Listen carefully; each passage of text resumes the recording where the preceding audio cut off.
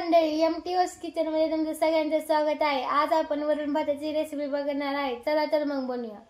चला तर मग आता आपण वरण बनवण्यासाठी 2 वाटी मुगाची डाळ घेतलेली आहे, 1 वाटी तुरीची डाळ, थोडीशी चिमूट हळद, मीठ।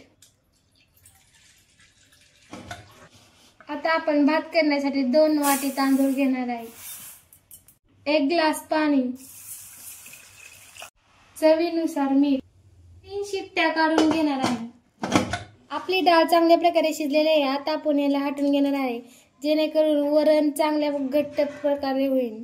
चला तर मग आता वरण बनवूया। यामध्ये 2 चमचे तेल घालणार आहे, 1 चमचा मोहरी चांगली तडतडली त्यात आपण लसूण घालणार आहे। लसूणला पण चांगले सोनेरी कलर होईस्तोवर तळून घ्यायचं। यामध्ये मी टमाटे घालणार आहे,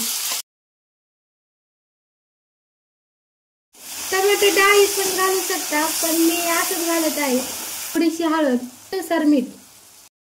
टोमॅटो चांगल्या प्रकारे शिजल्यानंतर आता आपण डाळ घालून घेणार आहे।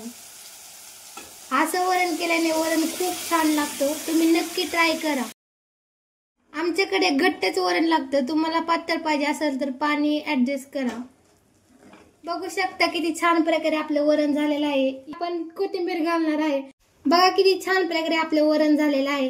तुम्ही रेसिपी नक्की ट्राय करा। चॅनलला लाईक, शेअर, सबस्क्राइब करायला विसरू नका। किती छान प्रकारे आपले वरण भात झालेला आहे। ही रेसिपी नक्की ट्राय करा। चॅनलला लाईक, शेअर, सबस्क्राइब करायला विसरू नका।